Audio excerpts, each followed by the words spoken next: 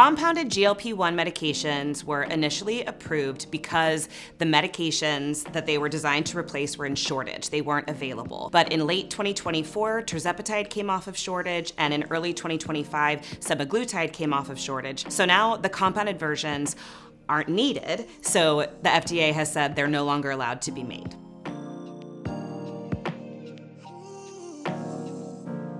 There are 3 different branded versions of semaglutide. Ozempic is an injectable version and Rybelsus is an oral tablet, and those are the 2 that are approved for adults with type 2 diabetes. Wegovy is an injectable version that's approved for adults and children for weight management. And the injectable versions, both Ozempic and Wegovy, have also been shown to reduce the risk of cardiovascular disease in people living with type 2 diabetes or obesity and overweight.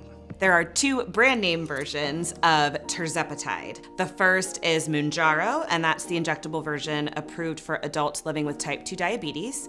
The second is Zepbound, and that's the injection that's approved for adults living with overweight or obesity along with the weight-related health condition. And Zepbound is also approved to treat obstructive sleep apnea in adults who are considered obese.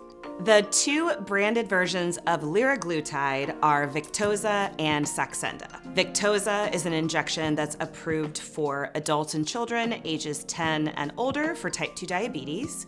Saxenda is approved for adults and children ages 12 and over who are considered obese or overweight along with the weight-related health condition. And Victoza is also approved to reduce the risk of cardiovascular events in adults living with type 2 diabetes and heart-related conditions. The branded version of dulaglutide is Trulicity, and it's approved for type 2 diabetes in adults and children ages 10 and older, and it's also approved to reduce the risk of cardiovascular events in people living with type 2 diabetes and either heart disease or risk factors for heart disease. That's a lot of different branded GLP-1 medications to wrap your head around, but the good news is you can talk to your prescriber. They will look at your health conditions and your medical history, and they'll help you figure out which GLP-1 medication is the right fit for you and is most likely to be covered by your insurance.